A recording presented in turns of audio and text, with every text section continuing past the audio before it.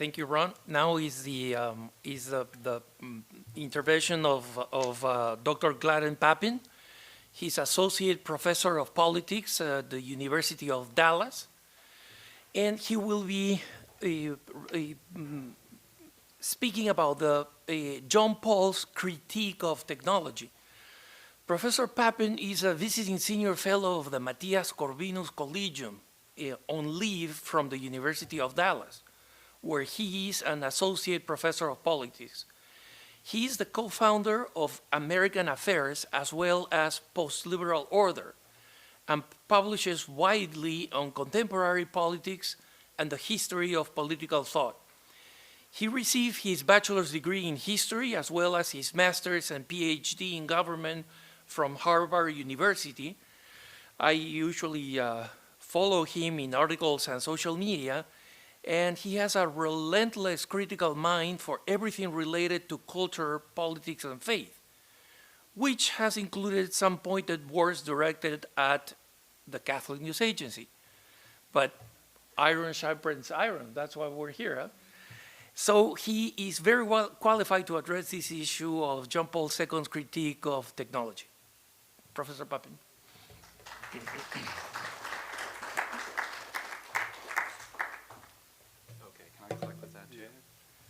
Great. Can I sort of turn this? Your Eminence, Your Excellency, distinguished guests, it's a great pleasure to be here in Poland. Happy to mark my third trip to this country in 3 years. And like many of you, I'm sure this has been an occasion for reflecting on what Pope St. John Paul II meant to you. So just one brief word about that. I was born in the 4th year of his papacy, so when he died in 2005, he was certainly the only pope that I knew. But he first came to mind. My father is a philosopher, and I was very bad at athletics when I was growing up.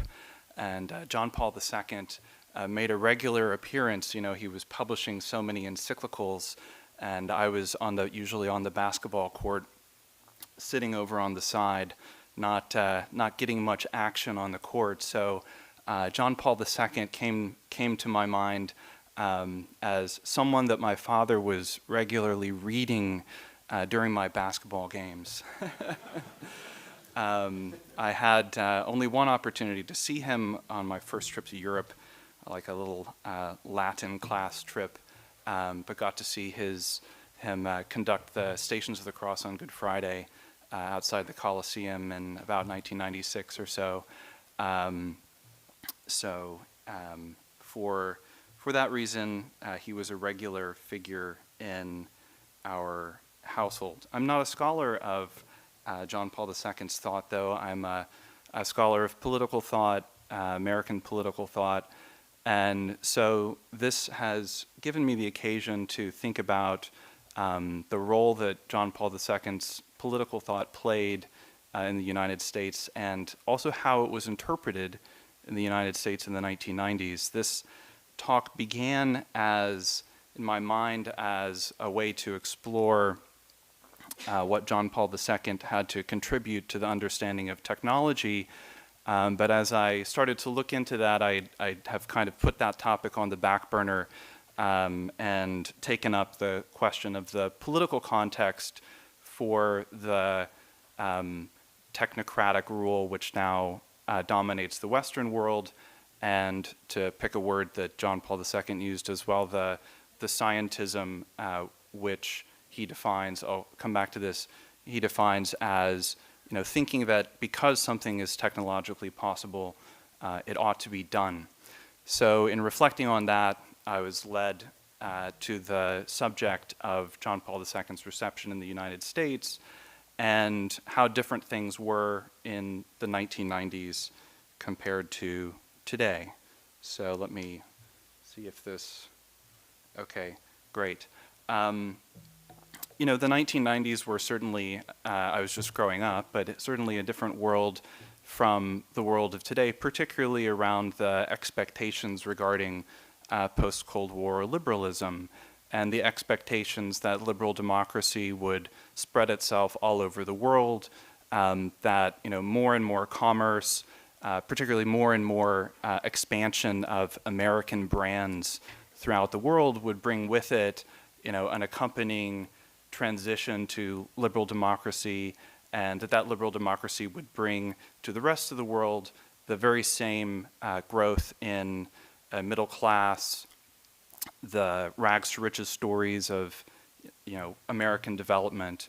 30 years on, it's clear that that process has either stopped or halted, or that it was never really taking place in the way that people thought it was. In the 1990s, there was even this kind of cheeky theory that as American brands spread throughout the world, no two countries with both of which had a McDonald's would ever go to war against one another. This was Tom Friedman's famous Golden Arches theory of world peace, which probably sounded really cool in 1997 or so. McDonald's has just withdrawn all of its stores from Russia. So you would think that if you really believed this doctrine, we should be airdropping more McDonald's stores into Russia. But apparently we don't have the same confidence about what liberalism means today. So the historical context of John Paul II's reception has changed, and I'll talk a little bit about that as well. Nevertheless, since John Paul II's teaching forms a part of the authentic magisterium, it should also be interpreted in that light. Both I'm going to talk about his political thought and his discussion of liberalism, the state, and technology, and maybe we could try our hand at interpreting that in continuity with church teaching both before and since.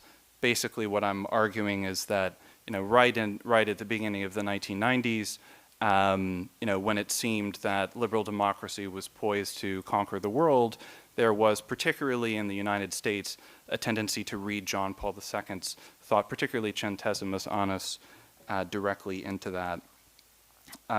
So whereas in the 1990s it seemed that liberal democracy and communism were opponents, and communism had collapsed, therefore liberal democracy would kind of spread into the vacuum.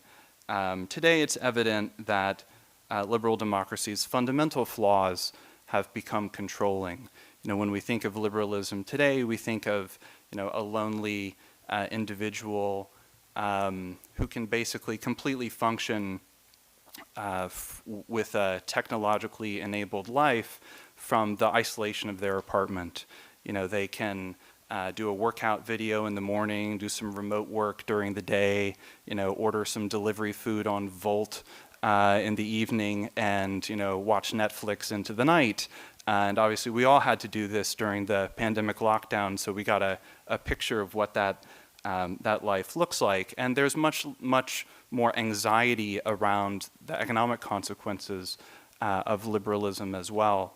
And in the United States too, of course, there's always been anxiety about those consequences outside of the United States, and liberalism has always meant something different. For example, in Latin American contexts, but I think today this feeling is becoming more evident. So many of the bad possibilities that John Paul II saw within liberal democracy have since come to pass. So the question then, which I will just sketch a few thoughts toward answering, is can John Paul II's thought be a source for illuminating those fatal flaws of liberalism? So first of all, does John Paul II address liberalism or only freedom? As a philosopher, I can't even, this is almost too small on the computer for me to read, so I'm gonna have to look up at my own slide. As a philosopher, John Paul II primarily focuses on the concept of freedom. This is the point at which I have to add that, and because my father is a philosopher and he's very good at philosophical stuff, we have a family division of labor, so I don't have to talk about anything that concerns pure philosophy. I just switch over to politics and leave the metaphysics and and ethics to him. But in particular, John Paul II focused on the irony that freedom itself is denied by the same modern philosophers who emphasize it. So I provide this quotation from Veritatis Splendor.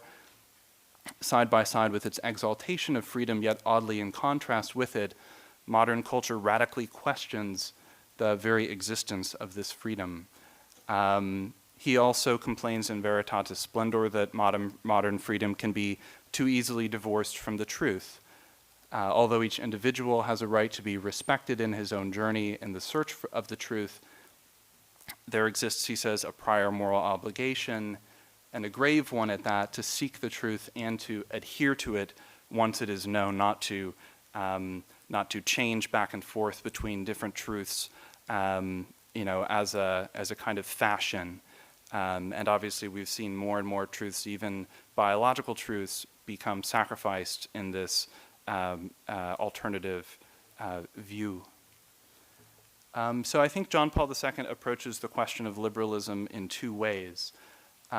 He sees politics as a site of the relationship between freedom and truth, whether that relationship, at any given time is in good or bad shape. And according to his discussion in Centesimus Annus, that relationship is worked out at the level of the state and in important institutions within society. And finally, technology as it's implemented today and technocratic government, turning around to see my slide, both represent modern distortions of this fundamental modern idea of freedom. So a few words about John Paul II and the state. I'm going to talk for the next few minutes about Centesimus Annus. That was the encyclical, of course, needs no introduction, came out in 1991 on the 100th anniversary of Leo XIII's Rerum Novarum. Here is where John Paul II says that, in reflecting on Rerum Novarum, that Leo XIII's criticisms of liberalism and examination of liberalism come up precisely in this topic of the state. So that's why I put that on the previous slide. Another important aspect, he says, which has many applications to our own day, is the concept of the relationship between the state and its citizens. Rerum Novarum criticizes two social and economic systems, socialism and liberalism. The opening section, in which the right to private property is reaffirmed, is devoted to socialism. Liberalism is not the subject of a special section. It is raised, but it's worth noting that criticisms of it are raised in the treatment of the duties of the state. Like liberalism in John Paul II's reading of Rerum Novarum has something to do with the state neglecting its obligations or not feeling that it has to support society as a whole or help to order it toward the common good. So to identify John Paul II's treatment of liberalism, maybe we can look in the same place in the treatment of the duties of the state. So what would liberalism look like if we were to find it in Centesimus Annus on my view?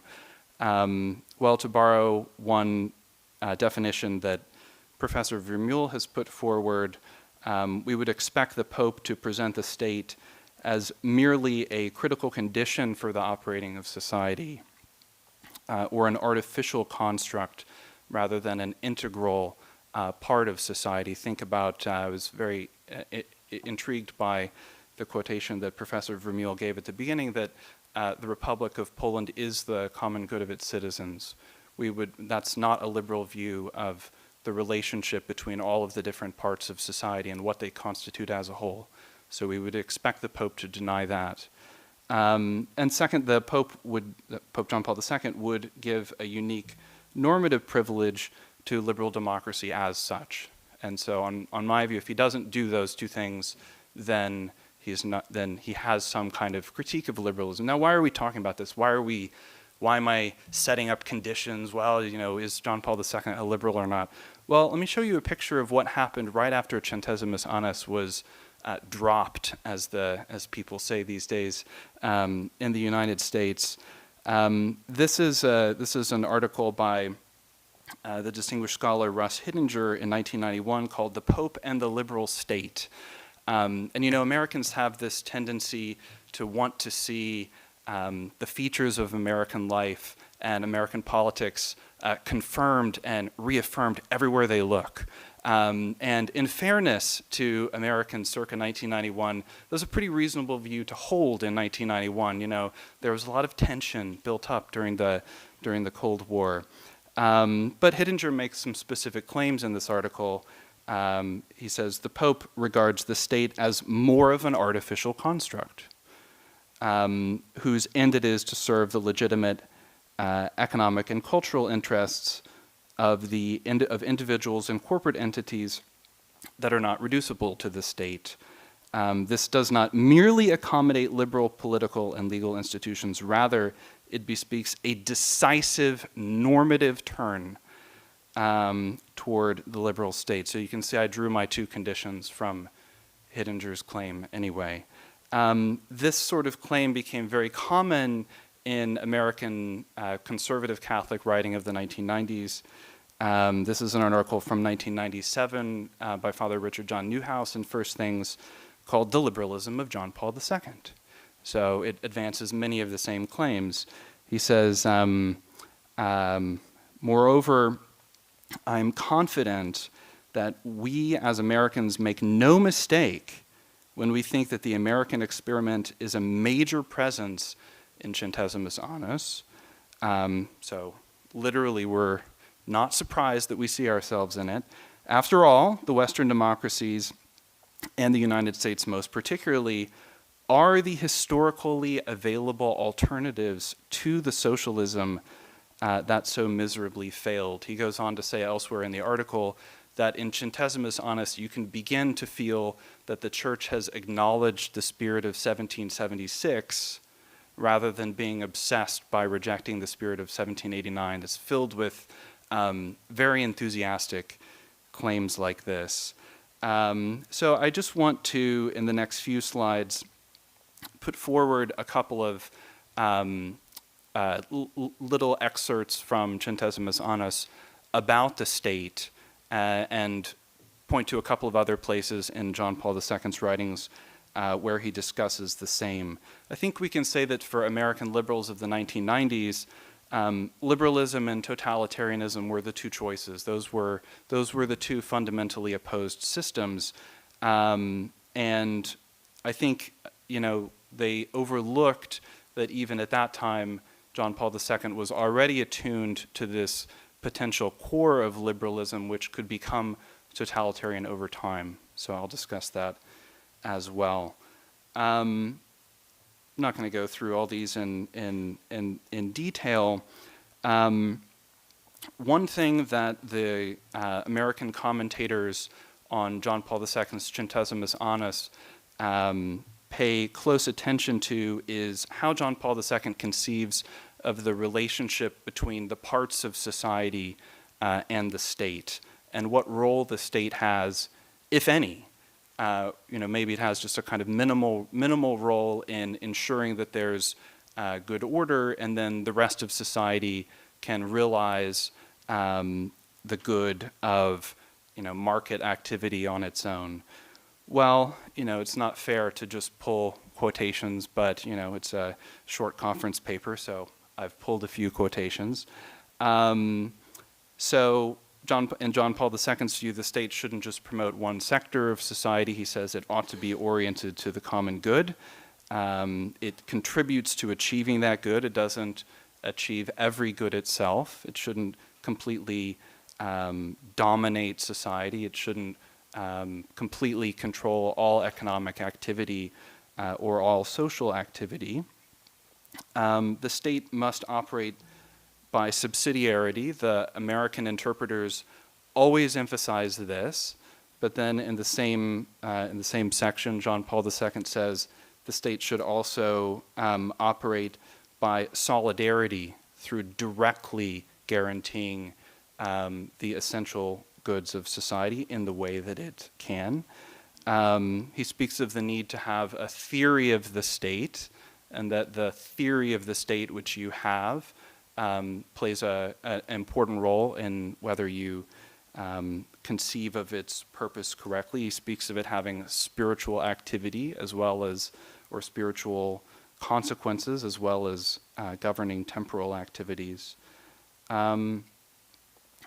So Hittinger and Newhouse, you can see, interpret this in everything that John Paul II says about the state in a very liberal way. Newhouse says, I've put it in bold, in the free society, the state is just one institution or one player among others. It's like society consists, the polity consists of all of these different parts and also the state. It doesn't have like a role, an essential role, directing them all and creating the realization of something which could become, say, our common home or the site of our common good. They talk a lot also about John Paul II's phrase, the subjectivity of society.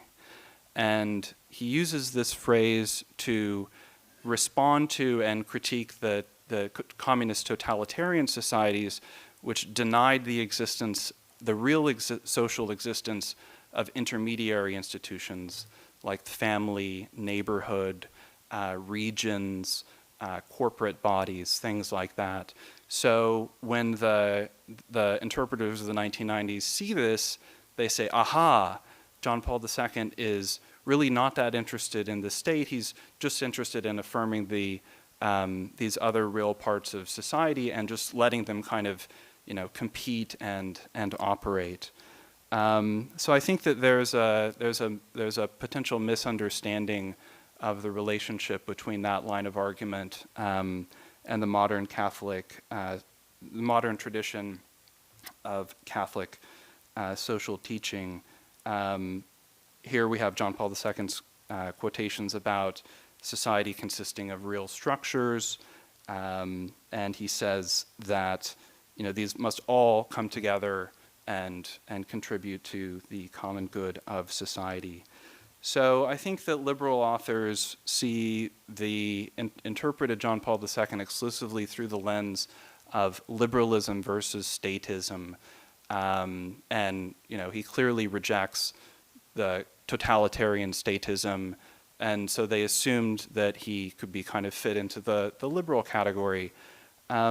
Actually, there's a kind of soft corporatist tradition coming out of Leo XIII through Pius XI as well, that emphasizes precisely the same point that John Paul II does, that the different parts of society are real, and society consists of and should realize itself through ordering them all together toward the common good. So I think overall John Paul II takes a more practical view.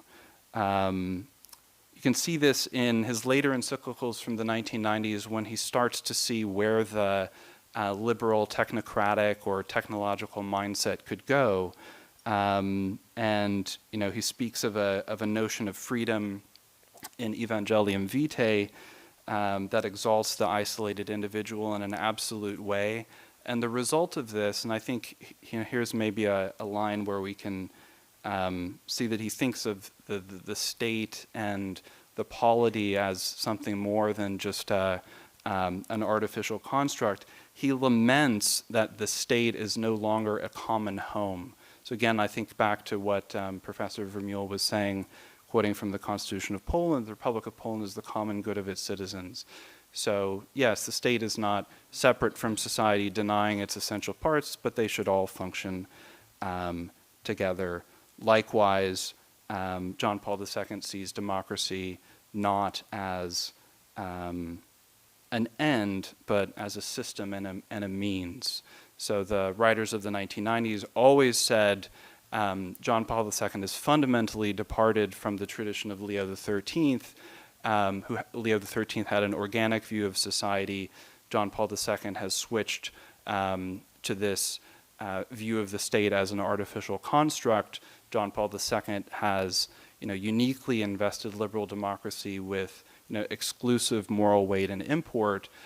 actually, in the late 1990s, it seems that as he started to see the direction things were going, he took a more practical attitude toward liberal democracy as one type of political system, a very good one in many ways because it's based on human freedom and helps to realize that, but which has a dangerous core. So I will just conclude with one line from a speech that John Paul II gave in 2002, which is the closest that I've been able to find from as a kind of definition of liberalism laid in his pontificate. In Krakow in August of 2002, he says, when the noisy propaganda of liberalism, then he defines it in apposition, I think, of freedom without truth or responsibility grows stronger in our country, too, the shepherds of the church cannot fail to proclaim the one fail-proof philosophy of freedom, which is the truth of the cross of Christ. So I will close there, and thank you very much for your time.